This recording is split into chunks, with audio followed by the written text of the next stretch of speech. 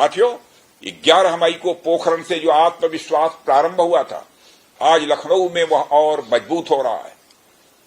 साथियों, अपनी बात समाप्त करने के पहले मैं कहना चाहता हूं, जिन भारत विरोधी और आतंकी संगठनों ने भारत माता के मस्तक पर हमला करके कई परिवारों के सिंदूर मिटाए थे, उन्हें भारतीय सेना ने ऑपरेशन सिंदूर के माध्यम से इंसाफ दिलाने का काम किया है। और इसके लिए आज सारा देश भारतीय सेनाओं का अभिनंदन कर रहा है। ऑपरेशन सिंदूर सिर्फ एक सैन्य कार्रवाई भर नहीं है, बल्कि भारत की राजनैतिक, सामाजिक और सामरिक इच्छा शक्ति का प्रतीक है। यह ऑपरेशन आतंकवाद के खिलाफ भारत की दृढ़ इच्छा शक्ति का और सैन्य शक्ति की क्षमता और संकल्प शक्ति का भी प्रदर्शन है। हमने दिखाया है, भारत आतंकवाद के खिलाफ जब भी कोई कार्रवाई करेगा तो आतंकवादियों और उनके आकाओं के लिए सरहद पार की जमीन भी सुरक्षित नहीं रहेगी। भारतीय सेनाओं ने ऑपरेशन सिंदूर को पाकिस्तान में मौजूद आतंकी ढांचा ढहाने के उद्देश्य से लॉन्च किया था। हमने उनके आम नागरिकों को कभी निशाना नहीं बनाया था, मगर पाकिस्तान ने न केवल भारत के नागरिक इलाकों को निशाना बनाया, बल्कि मंदिर, गुरुद्वारा, गिरजाघर पर भी हमले करने का प्रयास किया। भारतीय सेना ने शौर्य और पराक्रम के साथ साथ संयम का भी परिचय देते हुए पाकिस्तान के अन्य ठिकानों पर भी प्रहार करके करारा जवाब दिया है।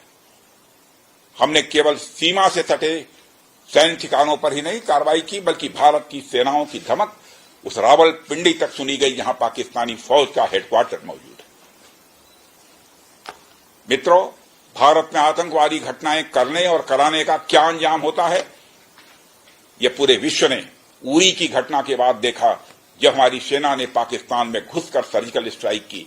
पुलवामा के बाद देखा, जब बालाकोट पर एयर स्ट्राइक की गई, और अब पहलगाम की घटना के बाद दुनिया देख रही है कि जब भारत ने पाकिस्तान के भीतर घुसकर मल्टीपल स्ट्राइक्स की हैं।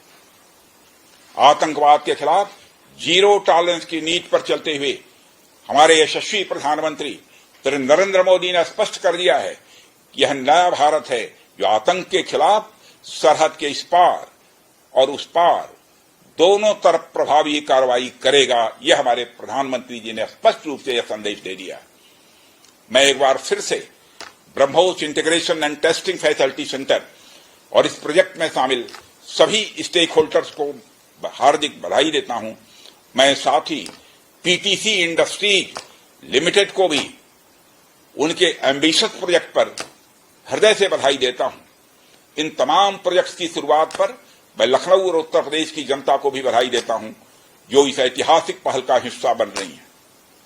अंत में मैं आप सभी का आभार प्रकट करते हुए अपनी बात को समाप्त करना चाहता हूं, और आप सभी से मैं खेद भी व्यक्त करता हूं कि निर्धारित समय पर मैं इस कार्यक्रम में उपस्थित नहीं हो सका, लेकिन देर आया दुरुस्त आया। आप सबको बहुत बहुत धन्यवाद। जय हिंद। अगर आप ये वीडियो YouTube पर देख रहे हैं तो हमारे चैनल को सब्सक्राइब कर बेल आइकन दबाएं, और Facebook पर देख रहे हैं तो हमारे पेज को लाइक करें।